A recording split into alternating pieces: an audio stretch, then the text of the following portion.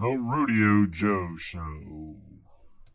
Good evening and a happy Tuesday to everybody. Week 5 is in the books.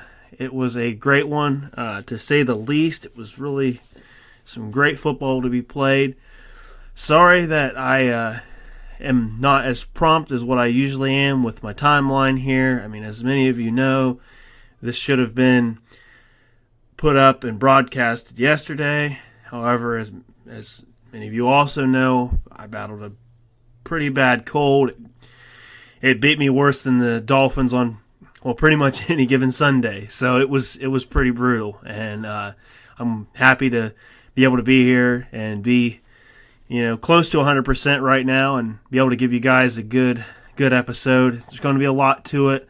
I usually kind of give a preview for Thursday night's game. I'm not going to do that because this episode's going to be pretty overwhelming with a lot of content, so I don't want to add that into there and kind of just make this just, like I said, very overwhelming with stuff. I will come on Thursday prior to the kickoff and put a good preview up for you guys, but I will cover the Monday night game as usual, as what you are used to expecting on the Tuesday episode. First things first, though, I'd like to just start with some events that happened throughout the NFL. In case you guys didn't know, it was I spoke on it briefly there. Jay Gruden has been fired. He's the first of the head coaches this season to get fired. There might be a couple others on the hot seat, but he was definitely one that we looked at and we thought, this is somebody that doesn't look like they got a whole lot of job security. And he didn't. Bill Callahan, the offensive coordinator, is going to take over as the interim coach.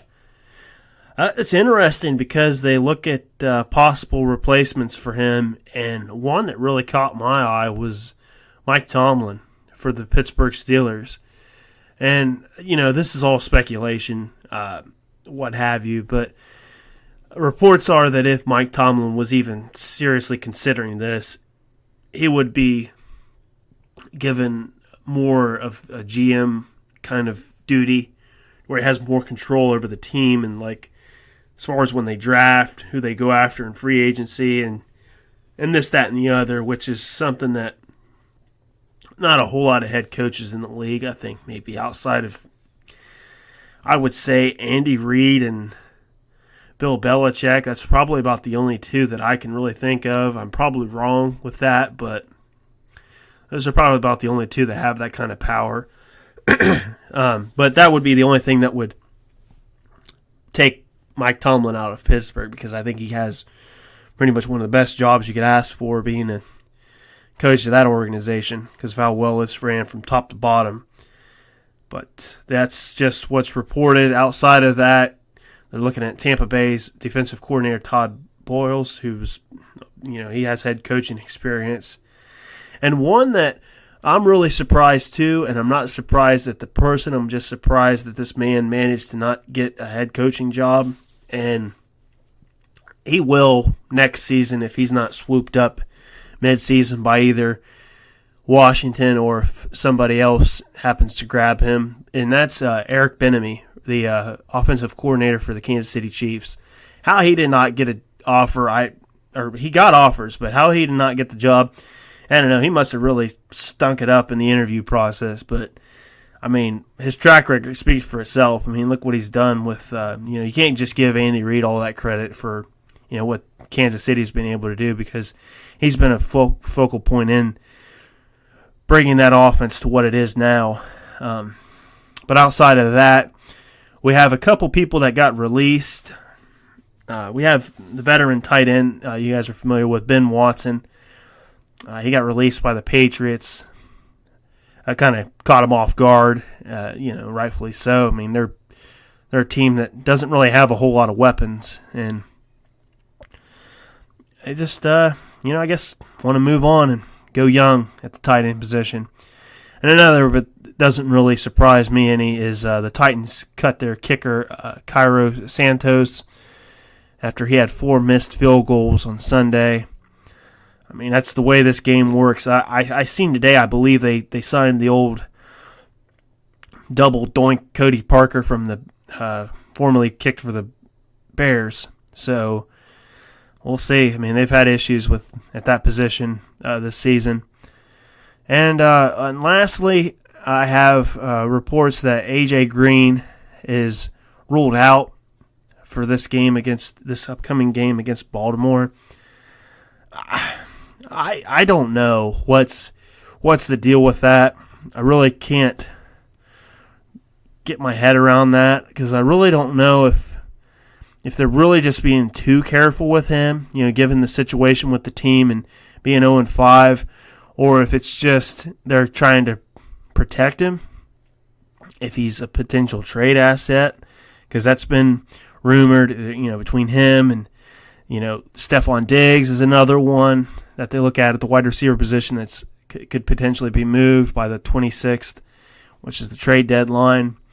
I don't know. I really don't, because this, that Cincinnati team really could use him on that team. And if you look at him on the sideline and you can read his body language, and how he reacts to things going on throughout the game, you can tell he's obviously frustrated with the way the team's playing. And, he's a competitor and all he wants to do is just get back on the field. So maybe the injury is a lot more serious than what we we as people think it is, but I don't know. I just think they're being overly careful with it, to be honest, and trying to protect him as an asset, whether it be for next season or whether it be for a trade asset. I don't know. But that's all I got with that. Like I said, there's really not a whole lot that really took place as far as player-wise and that. But I'm going to move on a little unconditionally here when I cover these games. I'm going to go head first right into the AFC North. So just cover, and I'm going to start with the Monday night game last night. I feel like, that's the one people want to talk about the most, for even with the exception of Sunday's games. Even after Sunday's games happened, everybody was just like, man, I can't wait for this. Can't wait for this game tonight, this Browns and Niners game. It's going to be something. Just can't wait. Can't wait to check it out. And so given that, I will cover that. And I don't know if this is kind of a formula that I might stick with as far as like previewing, reviewing, and all that good stuff, to where I kind of try to cover them first. But I will do that just given how, just kind of how this episode is unusual in its format and the way it's not typically set up the way my other ones are traditionally. So it's just all kind of, 2 episodes crammed into one, more or less. And based on that, I want to kind of just do it what I feel is easiest for me to cover it. So, like I said, AFC North is going to be the first group that I cover. So I'm probably looking at about 90% of my listening population is going to tune in for about the next 20 minutes of the show, and then they'll go silent after that. I hope not. I plan on bringing plenty to the table and giving some good content on these other games for those that want to listen to it. But I understand how that goes. But enough of me ranting and raving and just sounding like a moron out here. I'll just go right into the game. We had the 2-3 Browns take on the 4-0 49ers. Well, they were 3-0, and Browns were 2-2, obviously. But as many of you know, standing by the water cooler today at work, it was, it's been the talk. That's what people are talking about, and just a 31-3 rout by the 49ers. I don't think a lot of people seen that coming at all, me especially. I mean, I've been very vocal on how I feel about the 49ers and what kind of team they are, and if I think they're a real team, if they're a top-tier team, and, especially in the NFC. And I mean, I've came across that and said, yeah, many, many times I think they are. But it's just, you didn't expect this. Cleveland's been playing. They're just so up and down this season. I really thought they turned the page, with what they were able to do last week with Baltimore. But, you got to tip your hat off to the 49ers. They came in. They just controlled the line of scrimmage, both offensively and defensively. Ran the ball for close to, I think, 285 yards. Garoppolo didn't do anything too spectacular, but they didn't have to. And, that Cleveland front, they still applied pressure, and they tried to do the best they could. But, it just seems like, and granted, we got to take the sample size and what we got. We have 4 games that we've seen the 49ers play, and 2 against teams that Pittsburgh's playing a lot better now defensively, but at the time they were a little shooken up. They had just lost their starting quarterback and bringing in Mason Rudolph, so that team's all shook up. And not that it should have affected them defensively, but my point that I'm getting to is that these holes that these running backs are getting, these seams that these blockers are opening up for them, it just seems huge. Like, they just seem like they can move and control that line of scrimmage with anybody. And, I'm just thoroughly impressed with the way they're able to do that. You haven't seen it. You haven't seen anybody so far this season being able to, show that kind of dominance at the line of scrimmage. And it's really impressive. And now they're really getting the pass rush going. Obviously, we know what they bring in the secondary. I think they had 2 interceptions of all of last year, and I think now they have 6 or 7, if I'm not mistaken. So completely done 3 times better than what they did last year in just a quarter of a season. So it's impressive. They definitely are a very improved team. And unlike Richard Sherman, I've said this from the beginning, and I'm not one of those, I don't know how he quoted it exactly, but it wasn't. He said something like, I'd rather, you sounded like an idiot. I'd rather you continue to sound like an idiot. He doesn't want people to jump on this 49ers bandwagon and start riding them or whatever. And whatever. He just has that about him. That's just his personality. He likes to get everybody all riled up. It kind of motivates him, I guess, but, that's just that. But moving on with the Browns, their offensive line is just not doing Baker Mayfield any favors at all. He has, no time to throw. And, and it's funny because even when he does, he still just has this. We still have to think that he is a rookie quarterback. He's not a rookie quarterback. He's a young quarterback. And he really doesn't have a whole lot of experience under center. They always talk about the sophomore slump. That's something he's kind of going through right now. You're talking about a man that, wasn't very prone to throwing, interceptions last year. He completed, 65% of his passes last year. He was on target. He was just pinpoint accurate last year, and he looked really, really solid. And he really, kind of gave Cleveland fans that sigh of, hope and thinking hey, we lost LeBron, but we got Baker. We're good. This is great. And, just hang in there. He's a great quarterback. He's a great leader. He'll work hard. He's going to try and give it his all. The only thing that I would see that would kind of hinder his success, that if he's not meant to have success, isn't what he brings to the table with his spirit and his heart and his willingness to, get better. It's just his physical intangibles. He's not. I'm not trying to poke fun at the guy, but I'm honestly sitting here and I've said it, and I've heard a couple other media outlets speak on this today, which actually surprised me. But he actually kind of looks like he's gained a little bit of weight. Kind of looks like he looks a little chubby out there. And he's not one to be, super athletic anyway. He only ran a 4.8 at the combine, so he's not going to burn you with his athleticism. He's got a heck of an arm, don't get me wrong, but outside of that, he's barely 6 foot tall, if he is even 6 foot tall.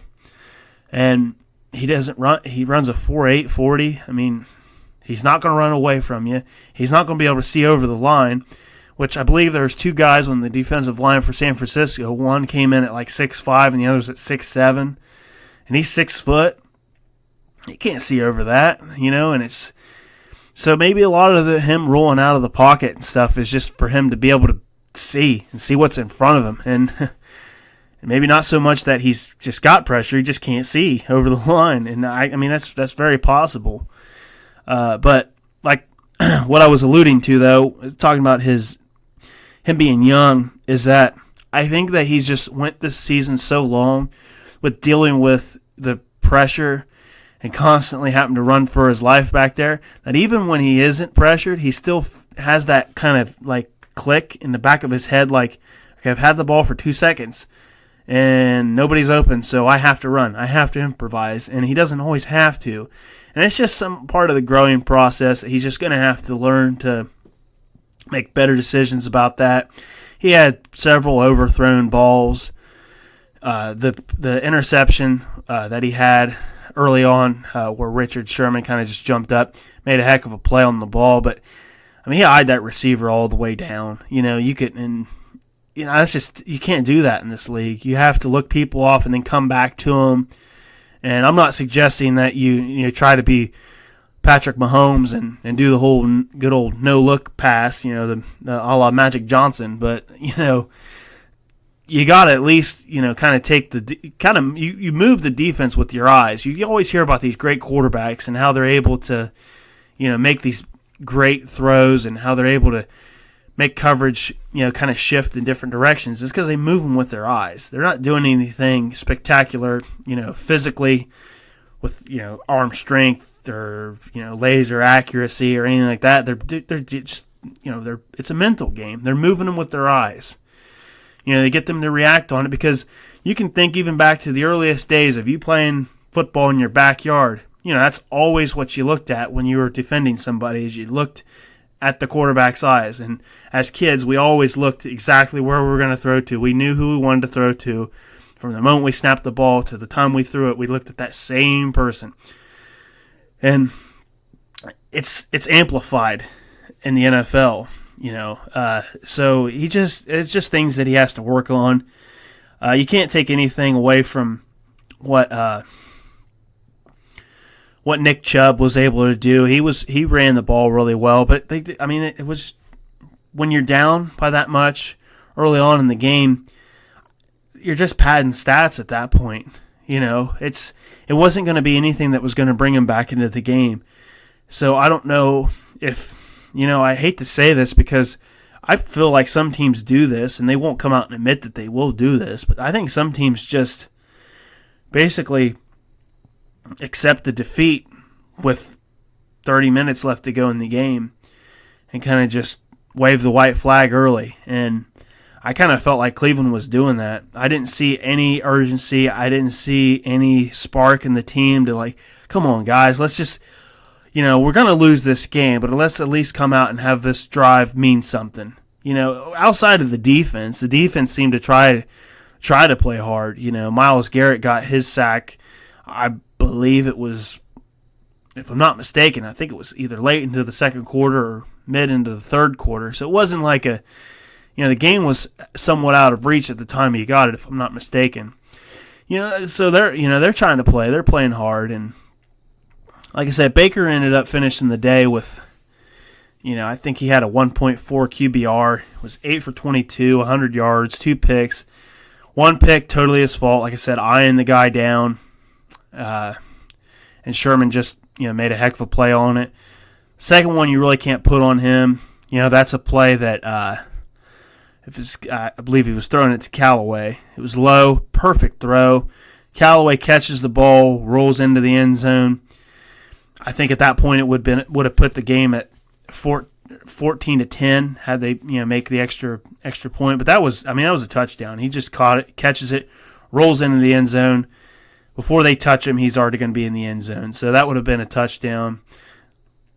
He just smacked right off his fingers, and he just missed it. It was all on him. It wasn't Baker's fault at all. And then obviously, San Francisco happened to be in the right place at the right time and just ran it down the sideline, and the rest is history. That was probably the best drive that Cleveland sustained that whole game, and it ended on a turnover like that. So, will Cleveland bounce back from this? I'm sure they will, but they're in trouble. Like, they're in some serious trouble. They need to get the offensive line in check. They've got a lot of good explosive weapons, a lot of playmakers, but that don't mean crap if you can't get the ball to him, because Baker he looks petrified out there. And Nick Bosa said that he was rattled. And I know that might just be, just talk, that they're trying to pump themselves up and whatnot and what have you. But I do believe there was some, there was some truth behind that comment, because if you looked at him, he looked like that. It seemed like every drop back he was running for his life. And like I said, there would either be somebody chasing him down, a couple guys chasing him down, or sometimes there wouldn't be anybody chasing him down. And he just kind of got into that habit. And it's a habit he needs to break, because if he's going to be anything in this league, he's going to be a pocket passer. And that's the only way he's going to be able to really succeed. Because like I said, he's undersized. He's not the most athletic. It's not Josh Allen running out there. I mean, like I said, he runs a 4.8, so he needs to know he can stretch the field on, broken plays. But like I said, he's no Kyler Murray. He's no Josh Allen. He's not going to beat you with his legs. He has enough mobility somewhat. He has more mobility than, say, Tom Brady. But Tom Brady also knows how to manipulate the pocket too, and that gets him out of a lot of jams, whereas Baker's like young and goes back to his college days where he could run 20 yards behind the line of scrimmage and somebody would be open, and he just rely on his gunslinging arm strength and throw it downfield, and that's how he would make it. Well, in the NFL, it doesn't work that way. You can get broken plays like that, but it doesn't happen as frequently as what it does in college. So that's my takeaway from that. I just really feel like Cleveland's got a lot to work to do on that offensive line. Try to get things figured out there. And Baker really needs to improve on his pocket presence and staying inside the pocket when there's no pressure. And stick to the running game early. They had some goofy play calls, and just get away from all that fancy stuff. Stick to what you know and what you're good at. I know they want to try. See, that's another problem with this team, and I thought I was done with them, but I'm not, I guess. Excuse me. But they have so many weapons that they just try to accommodate him and try to get him involved in the game. Like, how many different ways could you have had OBJ used in that game last night? I mean, I was almost thinking that they were going to, line him up as the field goal kicker and maybe him get a field goal or something, because it seemed like they wanted to put him everywhere. And that's fine. You want to get him involved, but I mean, yeah, he's a playmaker and he's great and he's top 5 wide receiver, in this game right now. There's no doubt about it. But I mean, come on, like, save all the extra fluffy stuff for, somebody else, or when you're actually got a good rhythm going. Don't make it your first or second play of the drive. Okay, here we're going to go with triple reverse to Odell Beckham, and he's going to look like he's going to throw, or he's going to do this. I mean, come on. Just run the ball with Chubb. Just get, I mean, heck, I think if they made a drinking game last night with how many times that Booger McFarland wanted to speak about the 12 personnel or 21 personnel or 11 personnel, you could have got drunk by the midway through the second quarter. I mean, you could have got absolutely wasted, because this guy was just, that's all he wanted to talk about. I mean, they could have been talking about how Robbie Gould missed 3 field goals, and he would still find a way to bring up 12 personnel in that conversation. It was driving me crazy. Everybody wanted to talk about Jason Witten and how he was, a pain to listen to, and he wasn't very good at what he was doing. But man, it's really a toss-up right now with him and Booger, because I'm not feeling this Monday Night Crew at all. I don't know. I feel like they can definitely get somebody better. I mean, it's just not. It's not. It used to be something to get excited about. Like, at least me as a fan, I would be excited. Like, oh yeah, I'm ready for this crew. They used to have, John Madden. I don't. What John Madden wasn't on that. He wasn't on that crew. It was. Let's see, who was it? Anyway, they had Lynn Swann on the sidelines. I know that, and I believe Brent Musburger was on there, and there was somebody else. I'm drawing a blank here. This is mid-90s. And then they just kind of went through this period where they're flip-flopping everybody. I know they used to have this period where they would put these guest hosts on there, like Dennis Miller was on there before, and he might have done it for a good bit, actually, now that I think about it. But anyway, what they got right now isn't working. I don't get excited. It puts me to sleep. If there's a snoozer of a game that's on that's not anything that I care about, whether, as far as like team-wise, teams that are playing, the only thing that kept me in the last 2 weeks of Monday Night Football was the fact that it was AFC North football. Outside of that, when we had the Bears and Redskins game on, 3 weeks ago, or 2 weeks ago, technically, I just wanted to fall asleep with that cast and crew they got in there. It's just something else. Anyway, that's my I'll get off that topic here. And yeah, my takeaway is just stick to what you know, stick to what you can do, and you'll be just fine. Cleveland, you're gonna have some tough games. You're not going 13-3 or whatever you thought that you were going to go at the beginning of this year. It's going to be a tough season. You might be able to surprise a team in the playoffs, but they're going to have to be one of those sleeper wild card teams outside the divisional round. This team isn't going to make it. I'm sorry, but they don't have the talent to do it. They're just not. They have the talent to do what I should say. They just don't know how to utilize the talent that they have. And that's just not so much their fault. It's not really a crack on them. It's just they have so much talent and they're so unexperienced with it. They just have a young coach and they don't, they just don't have enough time invested in this team with these new components and new elements to it. And they're not going to learn very quickly with this offensive line. That's my take from them. 49ers, keep doing what you're doing. You're one of the most impressive teams in the NFC, despite what anybody wants to say about who they played. But it's how they've done it. And old Booger himself had a comment, which I thought was probably one of his most somewhat intelligent things that he said last night, was that the last time that the 49ers made it to the Super Bowl, they made it off of a strong running game and a dominating defense. That's exactly what they have right now.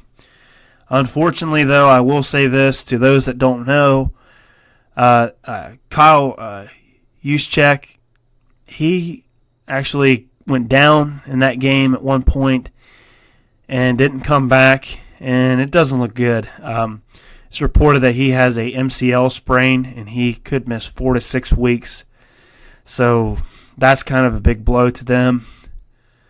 And with that being said, it's so unfortunate, but this league isn't fair. It's just the way it is. Had him not get hurt the way that he did, and with that team, with the talent that they have, I don't know. I don't know what they can do moving forward. I think they really need him. If they can find somebody to kind of fill in for him, because they're like one of those old school smash mouth teams that like to use the fullback. And I really, really admire it. I'd really enjoy watching it. Like they played a style of ball last night that I actually enjoyed watching. I mean, despite how lopsided the outcome was and what it did to one of the teams in the North, outside of that, they just played a great overall game. I mean, that I would take that kind of team and that kind of game over a quarterback throwing for 500 yards and 70 attempts or 60 attempts or whatever. I take that because that formula works in the cold and the weather. any kind of condition. And not only does it affect, your offense, and you can get consistent big chunk plays, but you're also weakening down that front on the other side, and you're putting the defense on their heels with, play action and different alternatives that you can run outside of the run when it's that effective. So they have the recipe to be a successful team. I don't know about that use check. I don't know how that injury is going to affect them moving forward. I hope they can find somebody to maybe they can convert a small tight end to that spot on their roster. And he's not going to be a use check at all. He's going to be, a second tier, bottom tier, discount version of use check, but still that's what they need. That style of play is what will win them a lot of games. So I just have to see it. I just have to see how the next few weeks play out with that injury to really base my opinion on how I feel about them as far as competing with the other teams in the NFC. And then, the Ravens and Steelers, that was a game that I said was huge for both teams. Ravens came in there and won in overtime 26-23. That was a huge game for both of those teams. Either one of them needed it. I think Pittsburgh really needed it over Baltimore, but had Baltimore drop to 2-3, and then Pittsburgh being at 2-3, and now Cleveland at 2-3. Yeah, you could see how that would really, Baltimore is not, blowing out the division by any means. They are, as the weeks progress, they are regressing as a team offensively, especially. I liked Jackson a lot more in the beginning, and now it's not even, and it's not even that he's just not. It's not that he's not even performing bad. It's just they seem to when they opened up the season, they seemed like they wanted to spread it out, open up the passing game, have him throw the ball downfield, mix some run in, and then, then obviously have that strong running game. And you lean on that. You lean on that heavy because you'd be stupid not to, because they were the best in the league last year at running the ball. But now they're just going right back to that again. They're not even trying to really blow the top off the defense. And it's like, well, are you trying to get better, or are you trying to just be where you were a season ago and hope that since the division as a whole is kind of underperforming, that's going to be enough to get it done? Yeah, it probably could be enough to get it done in this division, as weak as it is this season, but it's not going to do you any good when you get to the playoffs. I mean, even if, let's say the Bills keep rolling and they end up getting that second wild card spot, the Bills could very much beat Baltimore with the way that they play and just this one-dimensional approach by Baltimore that they seem to have now. I don't know. You gotta really tip your hat off to Pittsburgh and really how strong they've came out and played through adversity. They had every reason just to call it quits on this season. I mean, they faced another big blow to the team with Mason Rudolph getting concussed. I mean, that was huge. He took a heck of a hit. It was a clean hit. There wasn't anything dirty or malicious about that hit. It's just unfortunate. It's just part of football. And Earl Thomas himself was really concerned for his health, Rudolph's health after the game. And it showed, he wasn't doing anything malicious by it whatsoever. And, even to the point where they had to remove his face mask. For those that didn't see it, it was a pretty nasty hit. And you just hope that he comes back and gets into a speedy recovery. The defense looked better. They forced 3 Lamar Jackson interceptions. But their offense is it's so held back. And, at first you kind of felt like, well, come on, Mike Tomlin, open it up for these guys. Let these guys play. Have some faith in them. But now you really can't use that excuse, I don't think, because he just, you got an undrafted rookie free agent, Delvin Hodges, coming in from Sanford, which I'll give the next person that can comment $10 if they tell me where Sanford is without using Google. But, he came in and did what, he looked unrattled. He played very composed, very poised. Went 7 for 9, 68 yards. He had a big 21-yard run that set up the go-ahead field goal before Baltimore kicked the tying field goal to put it into overtime. But, it's just unfortunate. And then, Pittsburgh's trying to, salvage, and hold on to a lead, and, Juju does it again. And this is something that, you could take. I really like him as a person. He seems like he's a good character guy. He's got a good head on his shoulders, and he really, you just can't help but like this kid. Just kind of the way he plays. He's really cool with kids and stuff, and you always see him, goofing around with them on the, pregame and stuff like that. And I can see him as being a player that people really look up to. But if there's really one thing that you're really going to fault Juju for, it's just his ball security. He seems to fumble the ball in the most unopportunistic times, crucial late time, late game times that you don't need. No fumble is a good fumble, but it's always the one that it's just as fans, I imagine they're sitting there watching it and they're like, okay, now if we can just hold on to this ball and just keep this drive going, we'll be all right. And then, we'll be able to hold on to this lead, sit on it, and then it's game over. Okay, well, we're facing the third down here. We'll do a little quick pass to Juju, and then, bam, there he goes. Coughs it up, puts Baltimore right back into the game. And got to be frustrating because the man's loaded with talent. It's unfortunate. We've seen it too many times, and it's just something he needs to work on. Moving forward with both of these teams, I really, as far as inside the division, I think this division can be competitive within itself, but outside of that, I don't really see it. And Pittsburgh, to me, had the best chance for that to be if they were healthy and at full strength. But losing Roethlisberger is one thing. Mason Rudolph looked like, give him a couple games and he can really do something and kind of be, somewhat what Ben Roethlisberger was when he took over for Tommy Maddox back in 2004.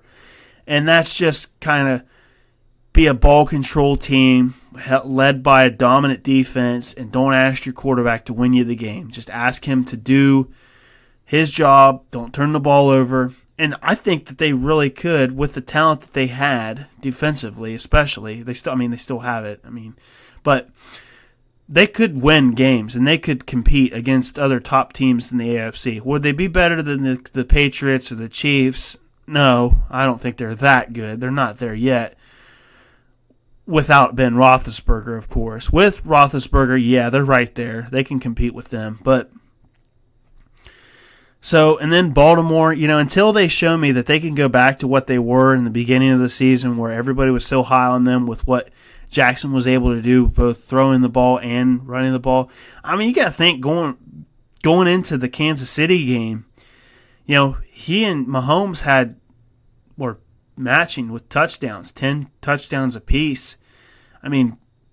Mahomes, threw more yards than what he did, but they didn't turn the ball over. Had 10 touchdowns. So he was right there. There was no reason for anybody not to think that he couldn't do it. Because we always kind of give Mahomes that nod because he, even in a losing effort where he doesn't score but one touchdown or doesn't even score a touchdown, he still manages to throw for a pedestrian 300 and some yards. It's just what you come to expect with him. And 300 yards passing is a good day for about 95% of the quarterbacks in the league. and he's the 5% that it doesn't always mean a win. But outside of that, they just got, Pittsburgh just needs to, let's just see what they can do with Hodges and see if maybe they can really get something going. They got a tough one coming up with the Chargers, although the Chargers are, they're hit and miss too. So, maybe a good confidence booster. I don't know. I haven't really heard up on the status of Mason Rudolph. Hopefully by the time I'm able to post either Thursday or Friday for you guys, I'll kind of have a better idea of what his status is, moving on. But until then, we just got to kind of look at this game like, Pittsburgh, came out, wasn't so hot in the beginning of the game. I believe they outscored Baltimore 10-6 in the second half and maintained a lead for a good portion of the second half. And they just, they just one of those things. This game goes either way. It's especially in that rivalry, between those two. It was smash mouth all the way. But Baltimore, you're not impressing me. You need to come out and, like I said, defensively, they've been giving up a lot of yards as opposed to what they did in the beginning of the season. And offensively, not the same team. Show me that you can be that team. Otherwise, I'm looking at these two teams like I'm looking at the other two teams in this division. Competitive in the division, not competitive outside of it. That's just the reality. And, then we go to the last game. It wasn't, by timeline's sake, the last game, but the last game of the AFC North that I'm covering today. That's the Cardinals and Bengals. Cardinals managed to get their first win. It was a game that anybody who watched it, with all of the dumb penalties that the Cardinals made, mistakes that they made, blown conversions on third down, which not even was accredited by good defense, just poor execution, or just too many yards to make up for. Cincinnati is very lucky that this was only a 3-point game because they just flat out got dominated in the first 3.5 quarters of this game. The Cardinals had over 500 yards of offense. They outgained Cincinnati 272-90 at half. And, folks, they had 62 yards rushing on the first drive. The Bengals did. 62 yards on the first drive. So, you're looking at, outside of the first drive, you had, 38 yards? And basically 2 quarters of football? Not even 38, 28 yards. I gave them an extra 10 yards. 28 yards. It was pathetic. It was absolutely pathetic. And something that you can't even... This is the funny thing about it. What am I going to jump to? If anybody has listened to this channel for any length of time, what would be the first thing I would jump on if I want to talk about futility with the Bengals? Offensive line. Offensive line wasn't an issue in this game. They only allowed 1 sack. It was poor play calling, poor execution. I don't know what was going on. It seemed like once they found success in the running game, that's all they thought they needed to do from here on out. I don't know what's going on with that team. They have a lot of issues. They can't seem to play a complete game at all. And you know what? When you're 0-5, that's what you do. You don't know how to win football games. They don't know how to win right now. They shoot themselves in the foot with costly penalties at the worst possible time. They just get anemic on offense, underthrow receivers, drops. Just play calling, just terrible. 4th and 1. You run an option. You run an option to Mixon and nothing. What happens? Dalton gets tackled and shoved 4 yards back on a 4th and 1. And, everybody wants to jump on the play call. That was a terrible play call. Maybe. But at the end of the day, it was Dalton's decision to keep the ball. why not hand it off to the running back? Let the running back at least power through, because he's got more of a chance. That's the whole point of this option is, I never understood how quarterbacks get absolutely destroyed in the backfield on an option play, on an RPO. I would see the running back, but how can you sit there and see the rush coming at you? You can see 4 guys coming at you, and you're about ready to hand the ball off, and you just turn upfield. What are you turning upfield to? 1,000 pounds of meat going to tackle you to the ground? Because that's basically all that's going to happen, and that's all that did happen on that play. And then you look on the flip side, you look with Arizona, what did they do? They were faced with a 4th and 1 at, I believe it was Cincinnati 6. They could have easily kicked a field goal. The game at this point was only 3-0 Cincinnati. They had a creative play call. They rolled Kyler Murray outside. They had guys going out, well covered. Kyler Murray bounces it outside, uses his speed, makes one cut, goes to the corner of the end zone, and runs it in, touchdown. Great play call. Utilized the player, gave him options. He picked the best option, and they scored off of it. And that's the bottom line. And I just don't know what to take with this team. I just think that they haven't had any good luck so far. Obviously, they're 0-5, but they need one of those games that just everything just.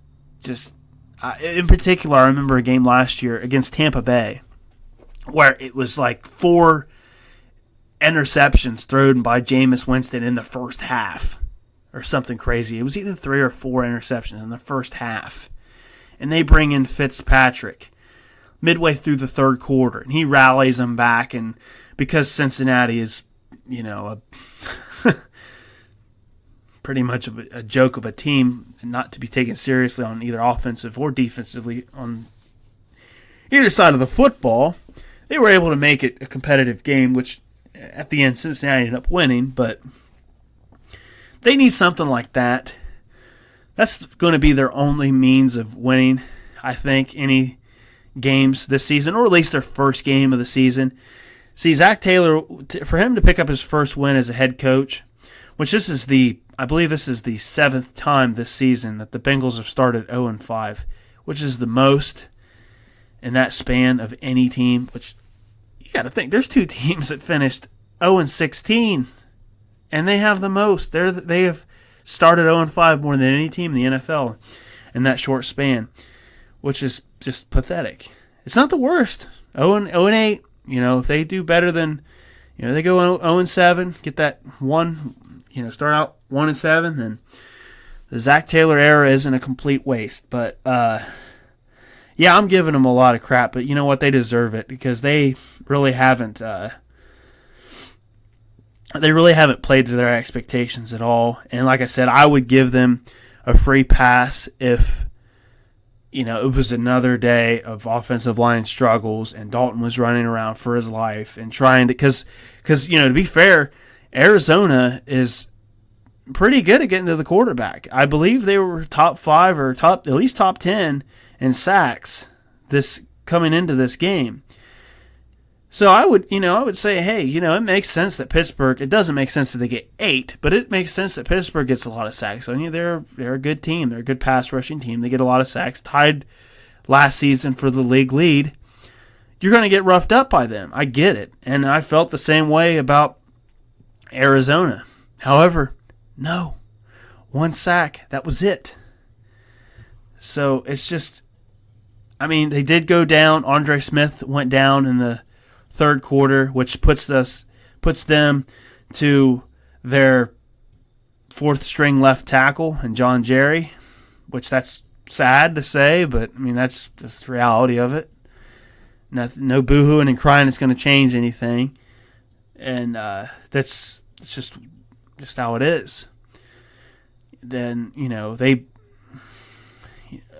Arizona pulled away 23-9 late in the third quarter, and basically a game in which the home team, Cincinnati, had 20,000 people not in attendance.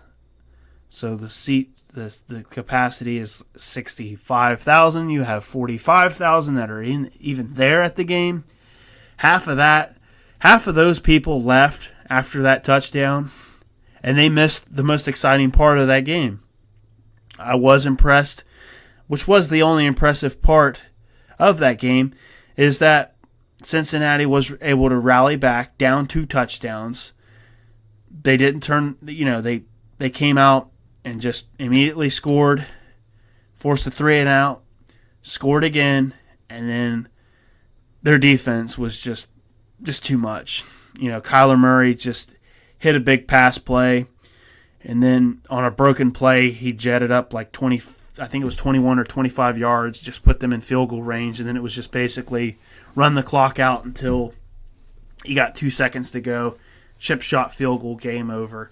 No turnovers by either team, so it was basically as clean as a game outside of the penalties that you could ask for. But like I said, my takeaway, hats off to Arizona, and they, don't let their 1-3-1 record be misleading.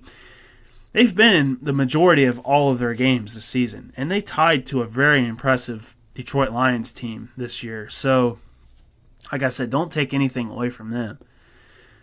But they'll be, that win is huge for them. They'll be a tough competitive team for some people. They're not going to go to the playoffs by any means. I mean, not even, given the record. But, that division's going to be too tough to even compete in anyway that they're in. But in Cincinnati, back to the drawing board again.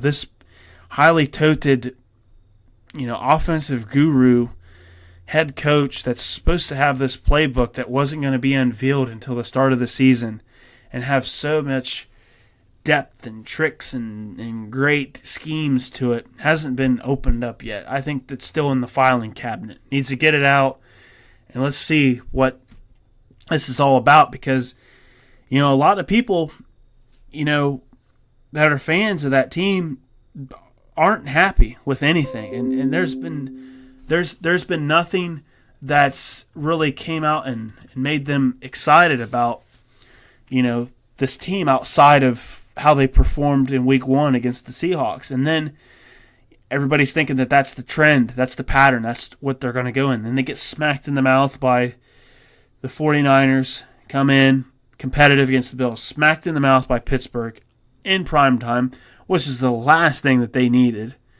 It happened. And then have a game like this. It's a long season for this team. They're looking top 5, maybe even top 3 pick.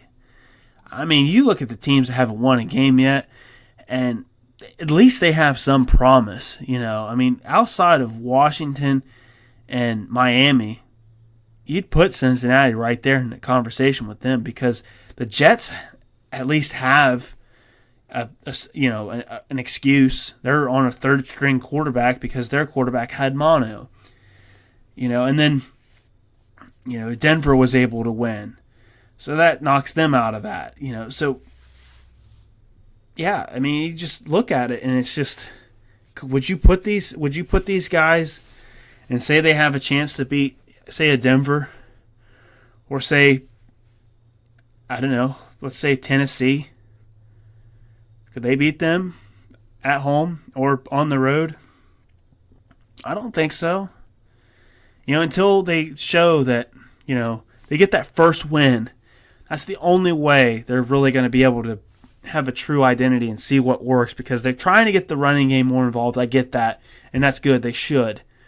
But, yeah, they're going to need some crazy, fluky 4-turnover, the balls just fall right in their lap kind of game in order to get their first win. I'm sorry to say, but they haven't had any balance whatsoever on either side of the ball. When they come out firing on offense, their defense just lets the same come up, and they allow just as much, and then it's a shootout, and then their offense gets picked up on, and pass rush comes in, then they're just pretty much anemic, and it's just a growing pattern. So until they show a solid performance defensively and offensively, have a complete game, I don't think that's that they're going to win anyway outside of that. But, they could prove me wrong, but I don't know. We'll just have to see. It's definitely a frustrating year as an AFC North fan because I had such high expectations for this division as a whole. And they're competitive within each other. I mean, you guys want to see some good football. You watch them. I mean, I don't know how good of quality it is, but just as far as competitive, these 4 teams playing each other all year are going to be somewhat competitive with each other. But outside of that, I don't know. I don't really see it. Moving on outside of that division, though, I would like to cover the rest of the Sunday's games. I kind of rambled on a little bit about those games, and that's good. I mean, if that's something you guys want to hear a lot of that, on my personal takes on games within the AFC North, and that's what I'm going to try to do. I want to try to specialize in AFC North football and talking about it because I think that's the bulk of my listening audience at the moment, and it's also the brand of football I'm most familiar with. I mean, I know a lot, as I mentioned before, about the NFL, but that's where that's my meat and potatoes right there is the AFC North football. I've watched that ever since the inception of that division. And when they realigned to 32 teams, AFC North, it was the Central before that. I was watching it in the Central days. So ever since the inception of the AFC North, I've been a fan. I've watched AFC North football, and I will continue to do that. So just kind of let me know. But I think we're all kind of okay with that, and we all genuinely enjoy listening to that because even if you're not a fan, if you're in this area, you know somebody that is, so you kind of can have a conversation with them a little bit. You have a little bit more intel and knowledge and about that stuff, even if it's not particularly your team or your division. You have something that you can go off of to be able to talk to a buddy that's I don't know, a Browns fan or something along that nature. But you get what I'm trying to say. Anyway, moving on, first game. The Buccaneers at the Saints. This was a pretty impressive game. 3-0 for Bridgewater now. He has done anything you could ask him to do and more. I mentioned early on they needed to open up the playbook with him, and they did just that. They really did. He had a lot of good deep throws. He jokingly got on his interview, his press conference interview, and they said, how did he feel about his 4 touchdowns that he threw? And he said, I think I could have had 5. So, I mean, he first 300-yard passing game he's had since he was with Minnesota as a starter. So that's good. Like I said, the Saints improved to 4-1. The Bucs are 2-3. They won 31-24. Teddy Bridgewater, he had 314 yards, 4 touchdowns. He had a pick. It bounced off of Kamara's hands, so it's his in the stat line, but it's not really. Yeah, kind of one of them deals, but you understand. Michael Thomas, he's been tearing it up. I believe he leads the league in receptions this season. I think he's got almost 60 receptions. It was unreal. 5 games through the season. It's like 12 a game, but he has he had 11 for $182 and 2 touchdowns. Jameis Winston, again, didn't play too particularly bad. Didn't play overly great either, but he didn't turn the ball over. 204 yards, 2 touchdowns. Chris Godwin had 7 for 125 and 2 touchdowns. So, outside of 79 yards, 79 yards Winston completed to other receivers, but the rest of it went to Godwin. So, you have games like that. It's just the way it is. You look at the flip side too with Teddy. He had about 100 yards to everybody else, and almost 200 of it went to Michael Thomas. So, but theme of the day, what you got to look at is Bridgewater did play really well, and he's continuing to play well. He is getting better each time he gets out there and plays, and he could. he could play his worst ball right now, and I know we're not all math wizards, but we're not that stupid. He could play his worst ball now for the remainder of his time and still go 500, and I think that's perfect. That's a perfect situation for the Saints to be in. But outside, we give him all the credit in the world, and he absolutely deserves all the credit. But this defense and that home crowd is what has really helped propel this team to be able to succeed without Breeze. Obviously, defense just came to play. Six sacks. Lattimore held Mike Evans in check. He's been looking like the best corner in the league the past 3 weeks. He doesn't like people talking like that. He said that he don't. He just comes in. He wants to work every day. He doesn't want to be jinxed. So, yeah, but I mean, you can't argue with it. I mean, like I said, Mike Evans had 3 targets, 0 catches. There's another elite wide receiver held in check by Lattimore. So, I mean, tip your hat off to him, to that defense, and to Teddy, all playing great. They look like they are going to be the most dominant team in the NFC, because once Breeze gets back, if this defense can stay playing this well, and as good as Teddy is, the offense is only going to get better. It can't get any worse with Drew Brees as your quarterback. So they're going to be a team to watch out for, especially. They're going to be hungry too once Breeze comes back. They're going to be motivated to play. And yeah, like I said, scary team moving forward for sure. Bills and Titans. Bills ended up winning that one in what we thought was going to be a defensive game between two of the best teams against against points scored on. 15, they averaged about 15 a game. This one came down to a game 14-7. Bills beating the Titans. Bills moving on to 4-1. Titans at 2-3. Josh Allen went 23 for 32 with 219, 2 touchdowns and a pick. He actually came out and said an international, whatever that word was. He said a very interesting stat about himself, because he poked at how everybody's all about analytics and stuff. He said, "I am 8-1 when I throw one or less turnover, when I commit one or less turnovers." There you go. So that's a fun fact.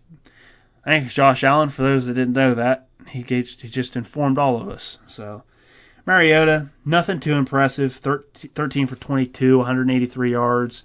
Derrick Henry, 20 carries, 78 yards, 1 touchdown. The thing that you really can look at with this game, the Bills just playing solid defense like they always do. But then, Cairo Santos, I mentioned earlier, he got cut, missed 3 field goals, had 1 blocked. That's huge. That's huge. I mean, that's 12 points right there. The Saints single-handedly won a game against Dallas just off of 12 points in field goals. So, I mean, and I believe there was a play in this game late where Mariota threw a ball towards the end zone. It was caught, and it would have put them ahead, I believe, in that game. But I think it was 7-7 at that point. And it would have put them at 14-7, I believe, but the touchdown was called back, which led them to kick the field goal, one of the 4 that was missed, and that was the story of the day for Tennessee. Don't know what you're going to expect from them, but like I said, as long as the Bills have Josh Allen, because it was unfortunate they didn't get to have him for the whole game last week, as long as they have Josh Allen, he doesn't turn the ball over, his defense is good enough, they can win games, and they can be a playoff team in this, and they can easily compete with some of these teams because they have the recipe to win late in the season. I like them a lot. I don't like Tennessee at all. They're too inconsistent.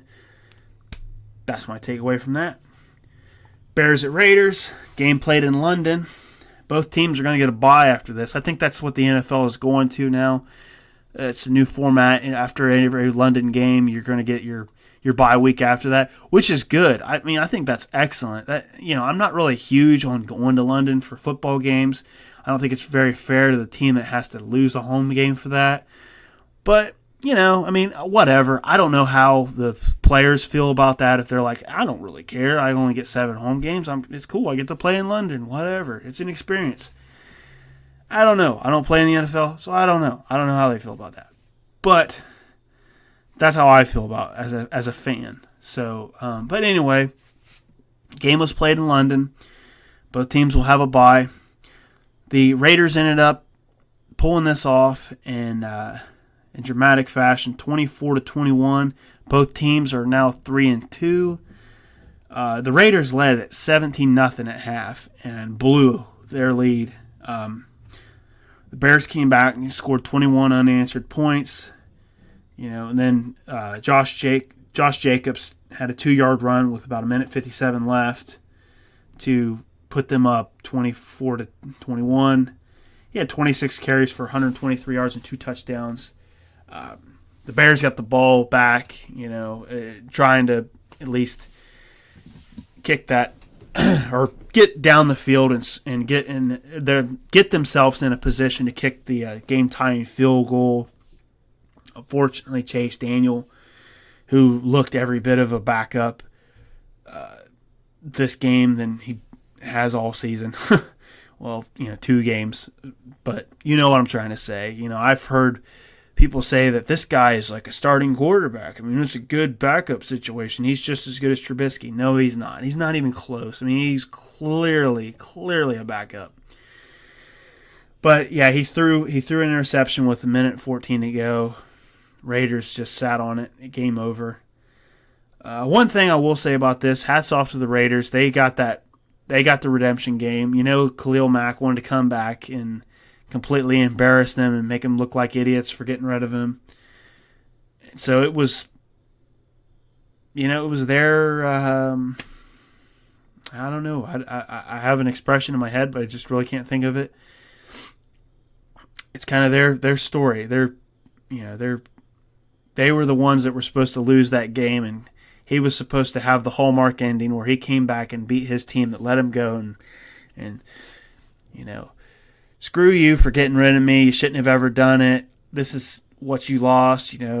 Every romantic comedy that or every Lifetime movie that has that as its message speaks to probably about 95% of their movies, but that's the storybook ending that you would expect, and it didn't happen. The Raiders came in and did what they were supposed to do. However, one takeaway I will have from this game is I saw a post-game locker room sequence with John Gruden,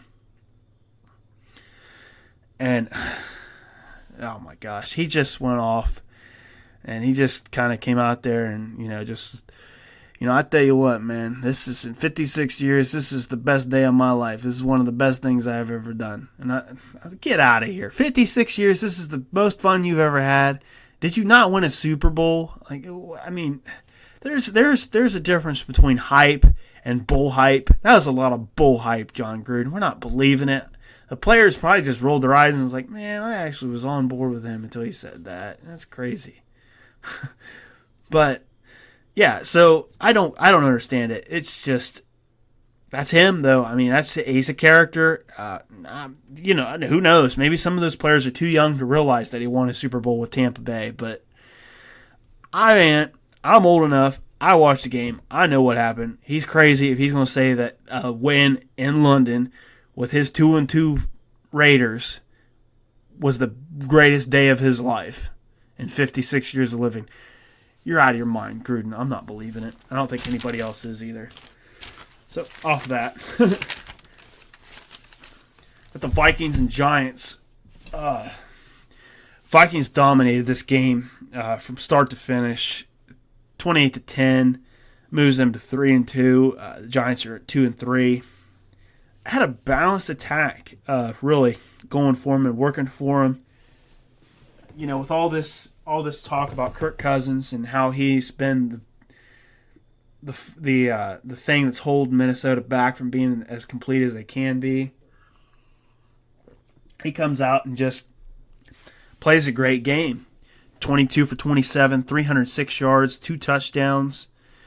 And your boy Dalvin Cook, he went off. He had 132 yards rushing. So, having that balance, you're not going to get that every game.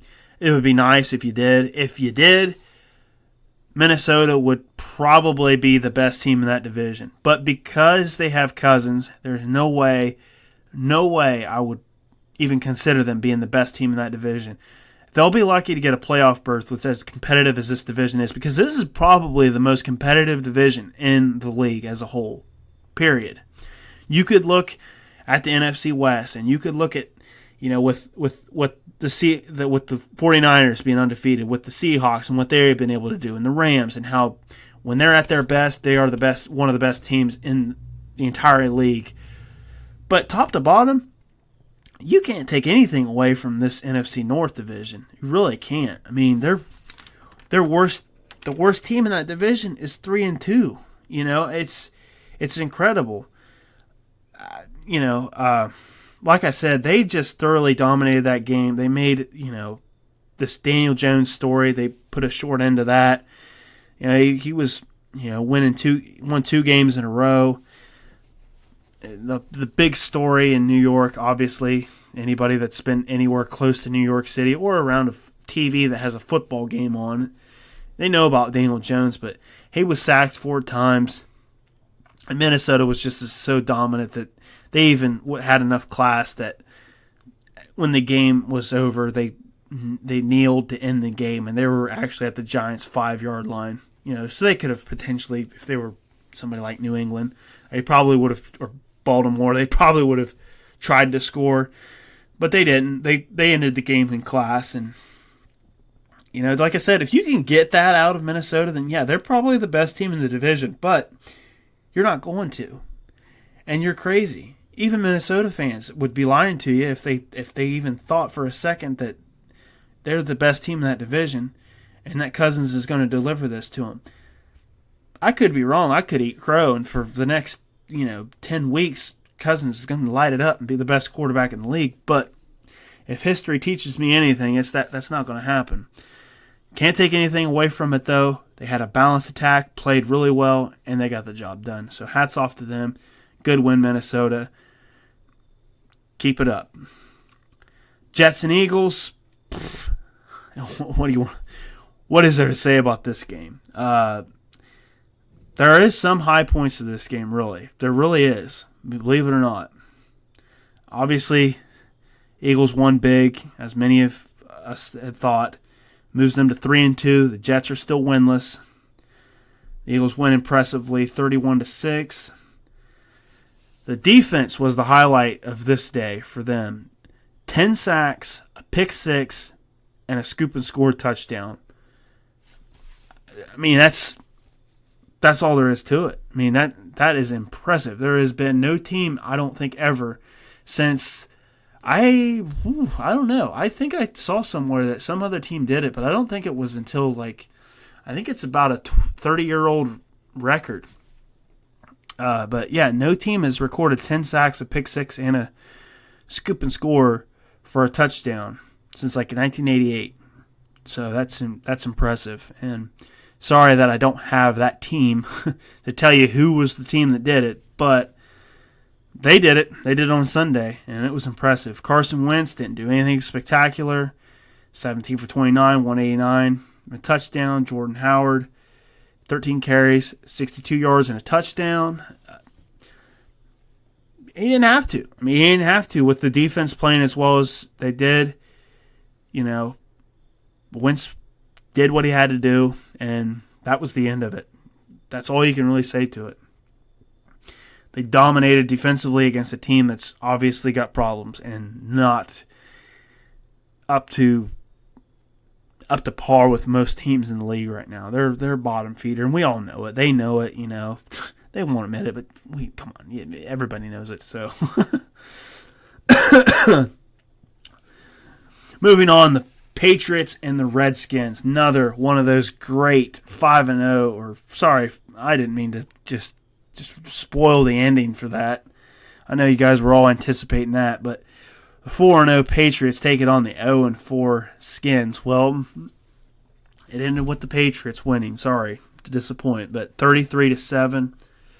Tom Brady came out a lot better than what he did last week, as many thought. Is that because he was motivated and he wanted to play better than what he played last week? I don't know. Is it because he played a pretty crappy Washington secondary? I'm going to lean more on that, but I won't take anything away from his motivation, because this man motivates more than anybody out there. He uses the littlest bit of bulletin board material or the littlest bit of poor gameplay and success to his advantage, and he feeds off of it. But yeah, it came in 28 for 42, 348, 3 touchdowns, had a pick. They balanced it up with Sony Michel. He had 16 carries for 91 yards and touchdown. Not really much you can say about this. Obviously, we know what's going on with Washington. Colt McCoy was the starter. He was getting beat up all game long. It was terrible, as you would expect. The Redskins actually got to Brady 4 times, believe it or not. But I think they got McCoy, I think they sacked him 6 times in that game. But, yeah, what do you expect? You just knew it was going to be this way. I mean, with all that they're going through and how dominant New England's been playing this year, especially defensively. I mean, we just kind of seen this coming. So it's no surprise to anybody. One more thing I will say about this game is that Brady moved into 3rd all-time in passing yards. He passed Brett Favre. But other than that, who cares about that game, really? A very, very exciting game. One I was really looking forward to that lived up to the billing for sure was the Jags and the Panthers. Man, what a freaking day for Christian McCaffrey. He just tore it up. He had 237 scrimmage yards and 3 touchdowns. I mean, it was a great performance by him. Anybody that's seen it, just even the Jaguars defensively were just in awe of what he was able to do. They just said, hey, they didn't truck us. They weren't stiff-arming us. They weren't juking us out of our shoes and breaking ankles or anything like that. They just made great holes to run through, and he just ran all over us. And which is true. I mean, that's exactly what happened. And, Gardner Minshew made it a game. He did what, we expected him to do. He played pretty well for the most part. He went 26 of 45 for 374 and two touchdowns, but he had 3 fumbles. Got to clean that up. It's part of being a young quarterback, making mistakes like that. But like I said, he had an opportunity. I believe Luke Kuechly batted his last attempt down at the end zone, or else they could have tied and put it into the overtime, and then who knows what would happen. But, great win for Carolina. I mean, this was a tough game for them. As like I said, a matchup between 2-2 teams. So that puts Carolina at 3-2 and the Jaguars at 2-3. But the Jaguars are a scary 2-3 team. They're going to give people some fits for sure. Nobody would have ever seen that coming with Minshew and how he's been able to play. And, like I've said before, I really like watching the kid play. I think he plays with a lot of heart. And there's no quit in him. He's just so poised at such a young age. And I see a lot of that with these young quarterbacks, but him especially, I really like watching him play. But good game by the Carolina McCaffreys, and it was impressive. Anybody that had him on fantasy will tell you he just basically won them their game. Hands down, just him. But some of these other games, we have the Falcons at the Texans, and whoa, the offense was alive for both these teams for sure. Texans ended up pulling this one off, 53-32, moved them to 3-2 for the season. Falcons drops them down to 1-4. Matt Ryan says they got to dig themselves out of it. They put themselves in the hole. They got to dig themselves out of it. Holds himself accountable for a lot of it. But, man, just a great game if that's what you're into. If You like to see the arena football come out every now and again and people just slinging it all over the place. This was the game for you because that was what happened for sure. A lot of double coverage against DeAndre Hopkins, which really opened up the day for Will Fuller. He had a great game. He came out with 14 catches, 217 yards, and 3 touchdowns. Deshaun Watson, it's the second game in his career, and that's saying something. I believe he started in over 23 games, something around there, something like that. It's not important. What is important is that he's only went 2 games his whole career without being sacked. Once. He didn't get sacked this game, and he only had 5 incompletions, threw for 426 yards and 5 touchdowns. I mean, he was on a mission. Matt Ryan didn't play he didn't play bad. I give him a lot of crap, I know. He was 32 for 46, 330, 3 touchdowns and a pick. There was moments in this game where the Falcons would get within 8 points of the game, and then they would either have a turnover or a missed opportunity, and then the Texans would come right back and score. And it was kind of one of those deals. It was a shootout all the way, as the score would suggest. And that was kind of just the theme of the day. It was, it got to that point where it was anything you can do, I can do better. And then, they just went back and forth, back and forth, back and forth. And then eventually, time expired. And there's your outcome. An impressive victory by Houston. It just shows you Deshaun Watson had another game like that early in his career where if he's upright and he can sling it, and he looks like a strong MVP candidate when he has time to throw, which he never hardly does. His offensive line has given him so much problems this season, basically his whole career. So it's nice to see somebody that has that talent and is given an opportunity and seeing them have a monster game like this. But, yeah, great game to watch if that's the kind of game you're into. Not necessarily my cup of tea like I've mentioned before, but I'm not going to say it isn't exciting to some people. So great game, great win for the Texans. Falcons, you need to figure out what's going on. It's just unfortunate. Like I said, I think it kind of just was basically summarized best by Matt Ryan. Just, we put ourselves in this hole. We're 1-4. We realize we have not played good or well, and we need to. So let's do it. It starts right now. There's no excuse for what they've done and how poorly they've performed, but they know they have to do it and they have to get it done. So interesting to see how that goes. The Denver Broncos picked up their first win this Sunday against the Chargers, moved them up to 1-4, Chargers 2-3. So they're, a team that a lot of us had a lot of high expectations for, that being the Chargers. Now they're just doing the Tennessee thing in the AFC West. You just don't know what you're going to get out of them. One week they're taking their game to elite levels and playing really, really well, and next minute, they're just laying out a stinker like this one. So, the Broncos win narrowly 20-13. Phillip Lindsay had a good game, 15 carries, 114 yards, and a touchdown. Broncos had a 17-0 lead in the second quarter. And, this kind of also speaks to what I said about the Chargers and how they have so many missed opportunities. They're the team that's probably more than anybody this season has shot themselves in the foot so bad and put themselves in so many bad situations, or have put them in position to lose so many games. It's not even funny. Is the Broncos had 3 takeaways from the Chargers, 2 of them inside their 5. 5 yards from scoring and you turn the ball over. You can't do that. This team's too good to be doing stuff like that. But you know what? You can only say that so many times before a good team that shouldn't be doing these mistakes is a bad team that is making these mistakes. And I'm sorry, but the Chargers are starting to lean down into that path of bad team.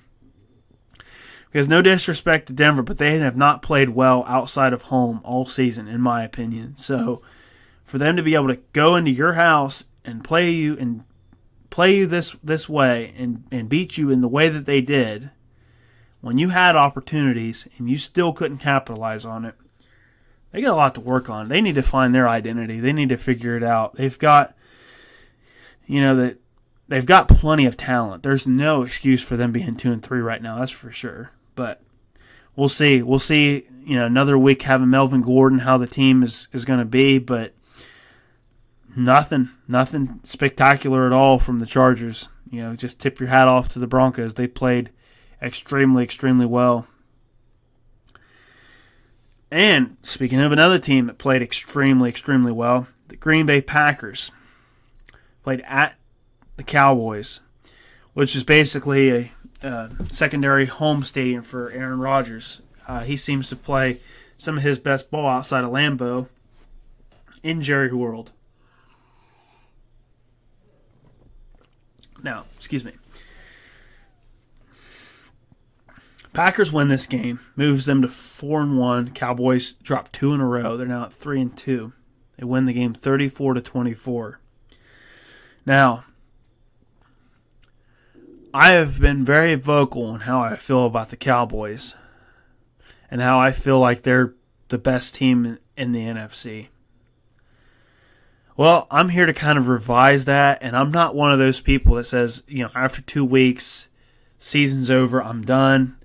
I'm changing my mind. I'm completely done with this team. No, this is the only thing I'm going to say about this team is that until they figure out a way to play Aaron Rodgers and beat Aaron Rodgers, they won't beat this team. I don't care how good they are. I don't care how clean of a game that Dak Prescott plays. Aaron Rodgers and those Green Bay Packers always find a way to beat Dallas. And that's just how this league goes sometimes. You've got teams you've got Brady and Manning historically whenever they played. How did that series go?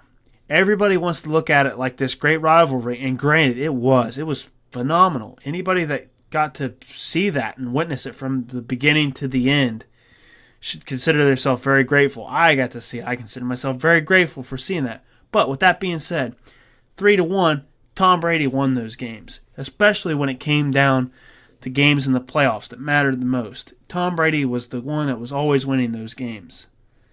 He would be playing in Foxborough, home field. He would win that game. Patriots would go on to the Super Bowl, or they would go on to the AFC Championship game, or, that's how it would go.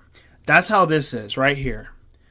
There might have been seasons where that Colts team might have been better than Brady's team, but Brady's team was better than them that day. And this is how this always plays out here with these two teams.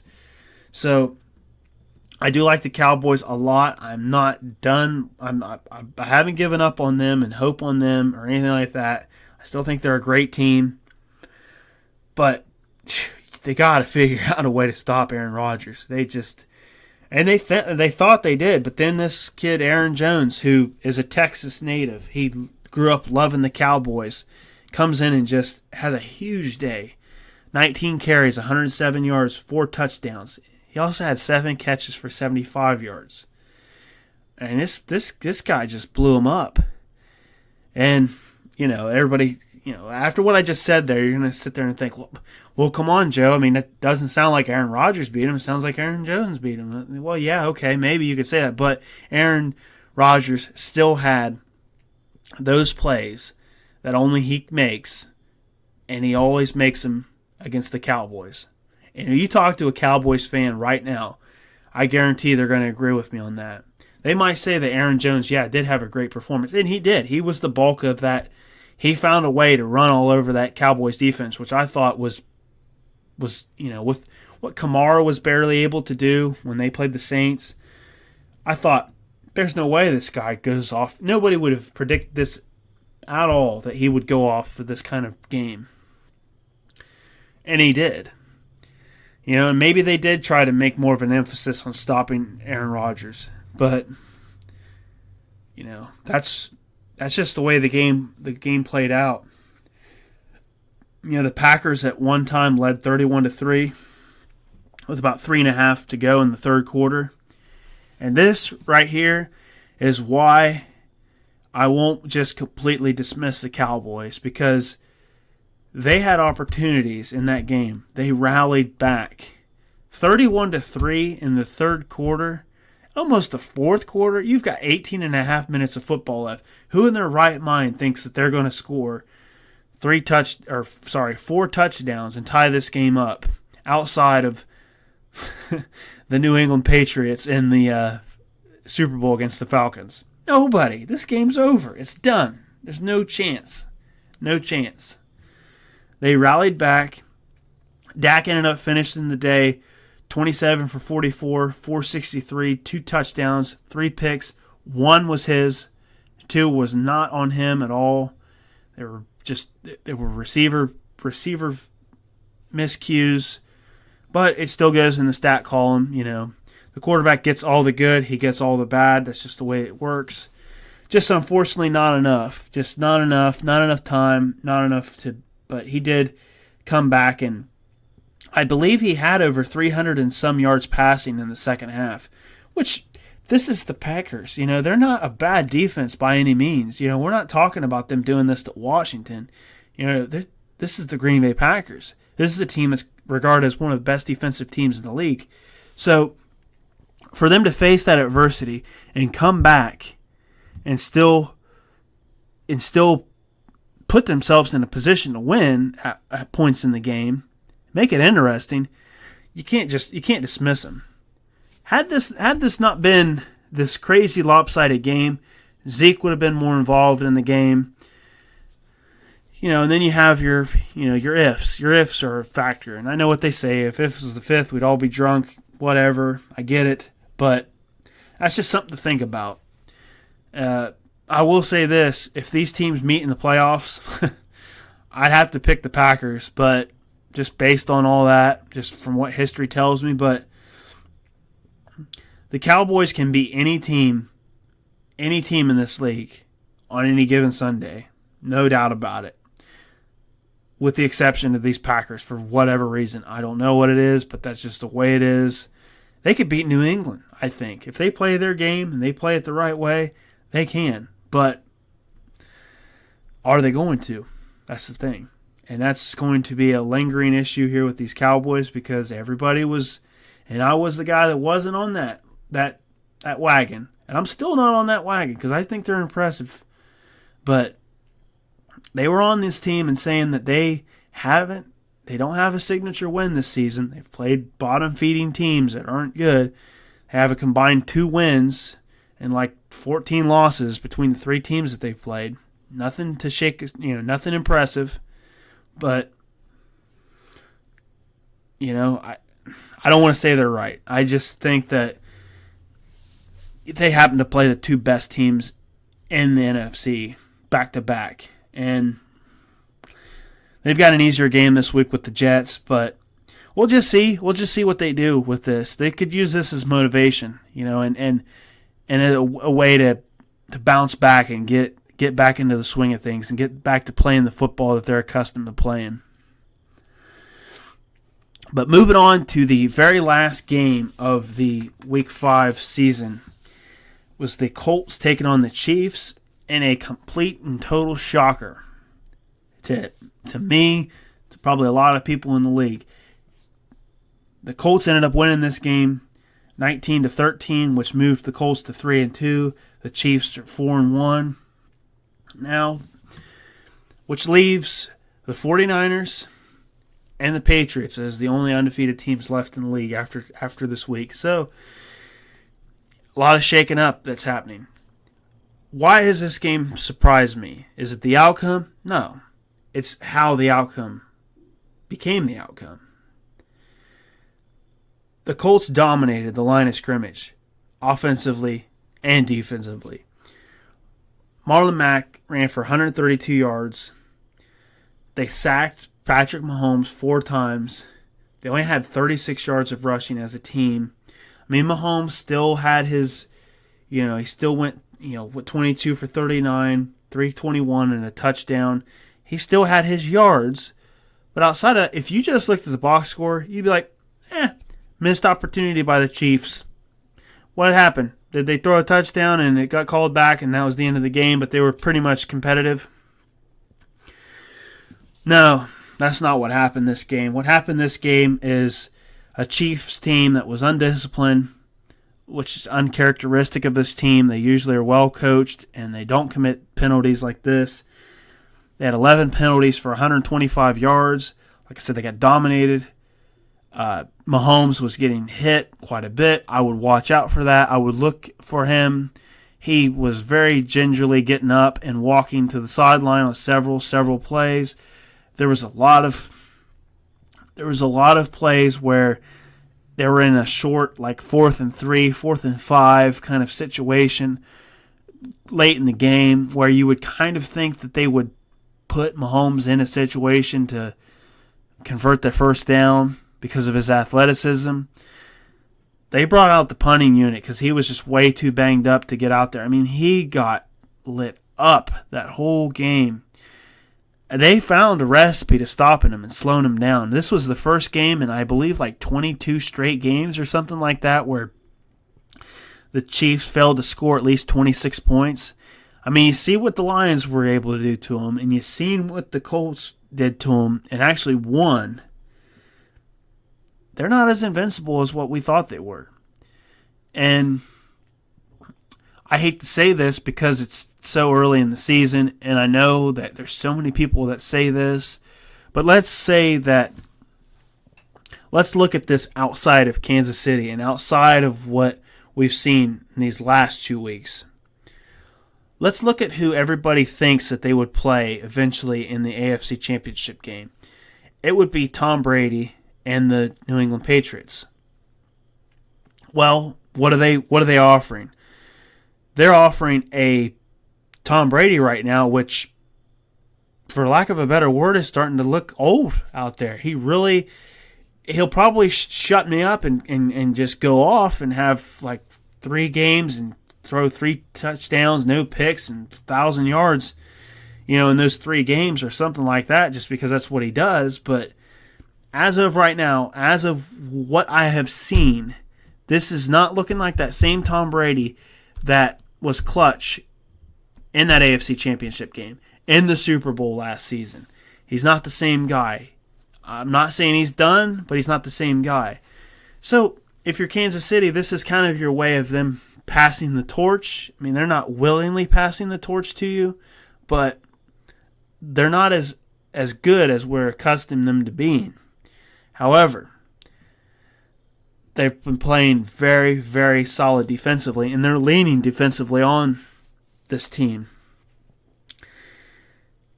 Not very good for Kansas City. If this is what a good defense that will dominate the line of scrimmage, and on both sides, which is what New England does well, doesn't set up very well for them. The good thing for them is they have plenty of time to be able to fix this between now and then, if that's their future and that's what happens to them moving on throughout the season. But yeah, they've got a lot to work on because people are starting to pick up on this style of play that they have. And I know that they're not completely healthy and they're missing a couple key pieces, but outside of that, they still have a lot to work on. And you can't take anything away from the Colts. They played a great game. Like I said, Brissett did what he had to do. He didn't wow anybody with anything. He just came out and just did what he was supposed to do.